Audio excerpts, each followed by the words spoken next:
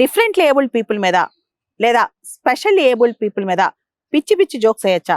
దీనికి సంబంధించి సుప్రీంకోర్టు నిన్న ఒక విచిత్రమైన పనిష్మెంట్ ఇచ్చింది.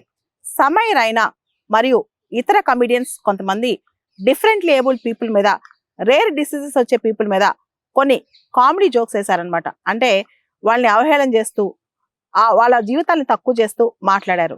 దానికి సంబంధించి cure SMA spinal muscular atrophy దీనికి సంబంధించిన ఒక NGO వాళ్ళపైన కేసు వేసింది. సమయ్ రైనా ఒక కామెడీ షోలో మాట్లాడుతూ ఒక SMA ఉన్న పేషెంట్కి 2 నెలల బేబీకి 16 కోట్ల ఖర్చు అవసరమా, పేరెంట్స్ ఒకసారి రీథింక్ చేసుకోవాలన్నట్టు ఆయన మాట్లాడాడు అనమాట. దానికి సంబంధించి ఇంత ఇన్సెన్సిటివ్ అంటే అసలు సున్నితత్వం లేని రిమార్క్స్ మనలాగా అంటే మనలాంటి వాళ్ళే చాలా మంది ప్రపంచంలో పుడుతుంటారు. ఒక్కొక్కరికి ఒక్కొక్క నీడ్ ఉంటుంది, ఒక్కొక్కరికి ఒక్కొక్క కష్టం ఉంటుంది. ఉదాహరణకి ఒక్కొక్కరు ఈ స్పైనల్ మస్కులర్ ఎట్రోఫీతో పుడతారు, మరొకరు ఇంకొక జబ్బుతో పుడతారు. వాళ్ళకి సంబంధించి లేదా వాళ్ళ డిజబిలిటీకి సంబంధించి పబ్లిక్ లో కామెంట్స్ చేయొచ్చా? దీని మీద సుప్రీంకోర్టు చాలా కఠినంగా మాట్లాడింది అనమాట. అంతేకాదు గవర్నమెంట్ దీనికి సంబంధించి ఒక పాలసీ తేవాలని, ఇలా యూట్యూబ్ కానీ సోషల్ మీడియా కానీ ఏదైతే ఉందో అది కంటెంట్ జనరేట్ చేసే వాళ్ళకే కాకుండా ఎవరైతే ఆ కంటెంట్ జనరేట్ చేస్తారో లేదా ఆ కంటెంట్ యూజ్ చేస్తారో వాళ్ళ పరంగా కూడా ఆలోచించాలని చెప్పి, freedom of speech and expression అనేది ఎంతవరకు ఉంటుంది, దానికి కొన్ని లిమిటేషన్స్ ఉంటాయి. కమర్షియల్ కంటెంట్ ఏదైతే ఉందో అదంతా కూడా చాలా జాగ్రత్తగా ఆచితూచి ఉండాలని, ఒకరిని అబ్యూజ్ చేసే విధంగా ఉండకూడదని చెప్పి కూడా సుప్రీంకోర్టు చెప్పింది. ఈ కేసులో సమయ్ రైనా మరియు 3 కమిడియన్స్ కి ఒక స్పెషల్ పనిష్మెంట్ ఇచ్చింది.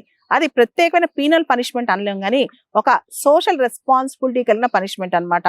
సమయ్ రైనా అండ్ ఇతర కమిడియన్స్ వాళ్ళ స్టాండప్ కామెడీ షోస్ లో, రకరకాల కామెడీ షోస్ లో డిఫరెంట్లీ ఏబుల్డ్ మరియు స్పెషల్లీ ఏబుల్డ్ పీపుల్ కి సంబంధించిన చేసిన కామెంట్స్ సంబంధించి సుప్రీంకోర్టు ఒక విచిత్రమైన పనిష్మెంట్ ఇచ్చింది.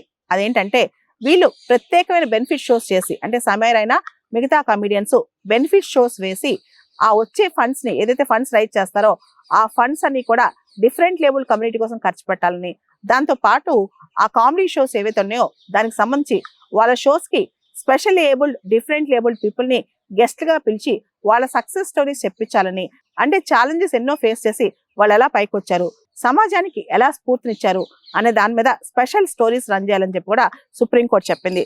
దీంతో పాటు సుప్రీంకోర్టు కేంద్ర ప్రభుత్వానికి ఒక సూచన కూడా చేసింది. ప్రత్యేకమైన గైడ్ లైన్స్ కేంద్ర ప్రభుత్వం ఫార్ములేట్ చేయాలని, మహిళలకు సంబంధించి, పిల్లలకు సంబంధించి, సీనియర్ సిటిజన్ సంబంధించి, డిజేబుల్డ్ పీపుల్ సంబంధించి ఏదైనా వల్గర్ కామెంట్స్ కానీ, రిమార్క్స్ కానీ లేదా పబ్లిక్ షోస్ లో కామెడీ చేస్తే ఖచ్చితంగా వాళ్ళకి సంబంధించిన గైడ్ లైన్స్ తీసుకురావాలి. డిఫరెంట్ ప్రొవిజన్స్ ఉండాలంటే ఎవరైతే వల్నరబుల్ సెక్షన్స్ మీద జోక్లు వేస్తారో, కామెంట్స్ చేస్తారో, కామెడీ చేస్తారో వాళ్ళందరికీ సంబంధించి పనిష్మెంట్స్ ఉండే విధంగా సెంట్రల్ గవర్నమెంట్ కొత్త పాలసీస్ తీసుకురావాలని కూడా సుప్రీంకోర్టు చెప్పింది ఈ కేసులో. వీటన్నిటితో పాటు సుప్రీంకోర్టు ఇంకో వ్యాఖ్య కూడా చేసింది. ఏదైతే మన భావ వ్యక్తీకరణ హక్కు ఉందో, భావ వ్యక్తీకరణ స్వేచ్ఛ ఉందో అది కమర్షియల్ కంటెంట్ కి ఎక్స్టెండ్ కాదని, ముఖ్యంగా ఏదైతే కమర్షియల్ కంటెంట్ కొంతమంది మనోభావాలు దెబ్బతీస్తో దానికి freedom of speech and expression అనే ప్రాథమిక హక్కు ఎక్స్టెండ్ కాదని, ఏదైతే అందరు మనోభావాలు దెబ్బతీసే లేదా ఒక సెక్షన్ ఆఫ్ సొసైటీ మనోభావాలు దెబ్బతీసే కమర్షియల్ కంటెంట్ ఉందో అది freedom of speech and expression పరిధిలోకి రాదని చెప్పి కూడా సుప్రీంకోర్టు ఈ సమయ్ రైనా కేసులో స్పష్టం చేస్తుంది.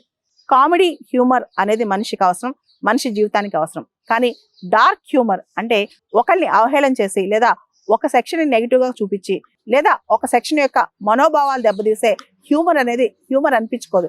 దాన్ని డార్క్ హ్యూమర్ అంటాం.